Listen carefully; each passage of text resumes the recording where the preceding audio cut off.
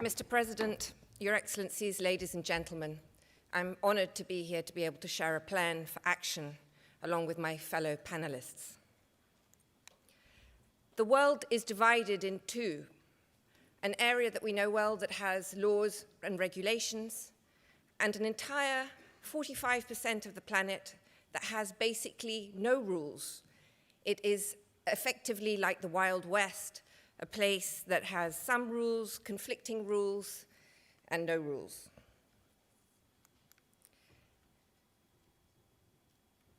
What is important about the ocean? Why are we even here? Why do we care? Let's look at some of the tangible things that it does for us. It feeds 16% of the global population. And I know there are a lot of people from shipping here, so you know that 90% of the global shipping trade moves by ship. Let's look at some of the intangible things it does for us. Without the ocean, our days would be boiling hot and our nights would be freezing. The ocean regulates our climate. It's vital. Without it, it creates 98% of our rainfall, and over 50% of the oxygen we breathe comes from the ocean. But we're careless with this absolutely vital and renewable resource. We use and discard 1 trillion plastic bags a year into the ocean. We have created 5 gigantic gyres of plastic and garbage that swirl in the open ocean. It's a disaster.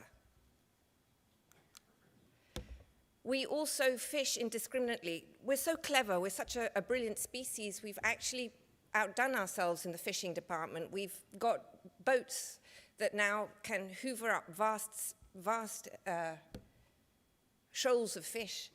This is the largest fishing net. It fits 12 Boeing 747s in its mouth. I can't imagine there's one person here that thinks that that is a sustainable way to fish. This tuna was sold earlier this year for $1.7 million. I think that we can all agree that if there was lots of tuna out there and that it was a sustainable species, that we wouldn't be paying such vast prices for that delicacy. That is an indication that the species is in trouble. And in fact, I think it's down to some historic levels below 93% of stock.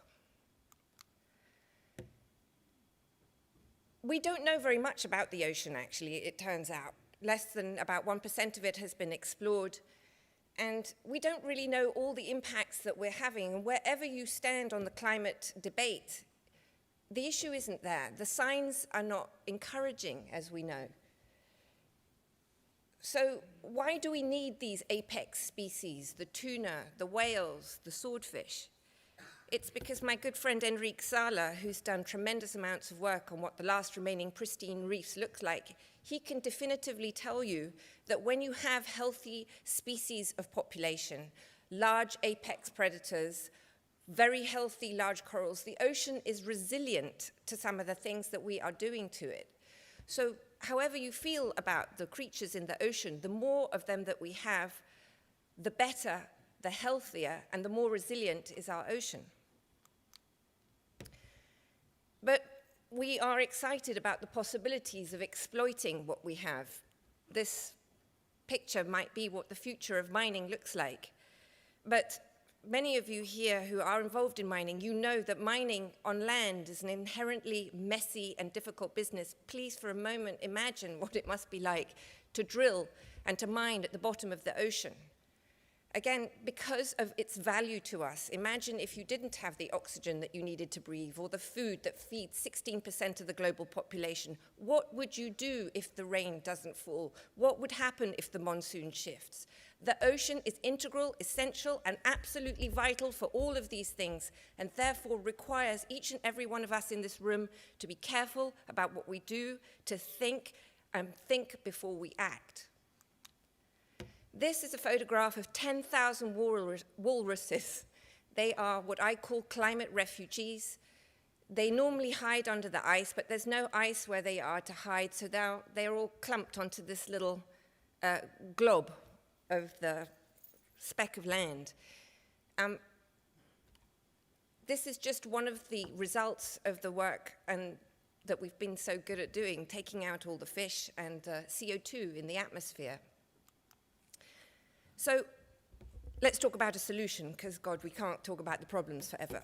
The Millennium Development Goals, the guiding principle of the United Nations that were set in the year 2000, are expiring, and they are going to be replaced by the Sustainable Development Goals.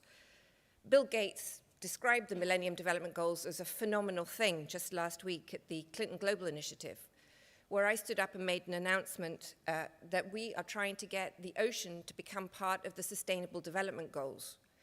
Now, whatever you think about the United Nations, a Sustainable Development Goal would have an absolutely electrifying effect for all of us in this room.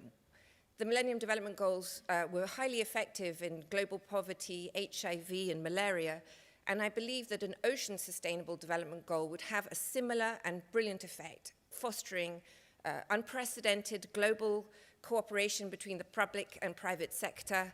It would unleash billions of dollars towards some of the problems that we have, and money is definitely part of the root of the problem that we are facing within the ocean.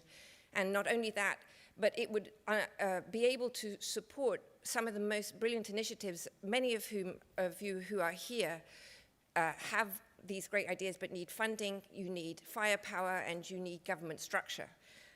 The Sustainable Development Goals are being voted on in September 2014, and currently they are not part of the United Nations agenda.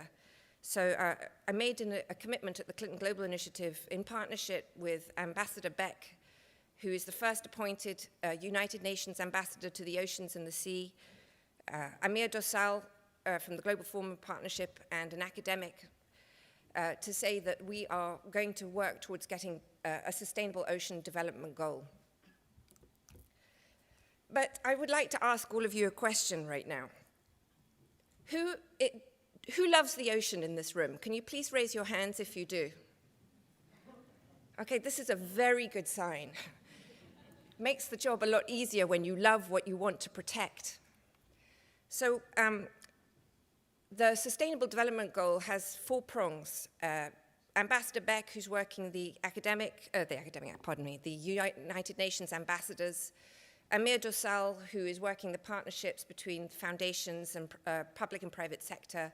Michael Dorsey, who's looking at the academics and the math behind this, because I believe it's absolutely essential that economic values, you need to have economic values. There's no question we need to eat and make money and do these things, but I believe we can and have a sustainable ocean and a sustainable Arctic and make money.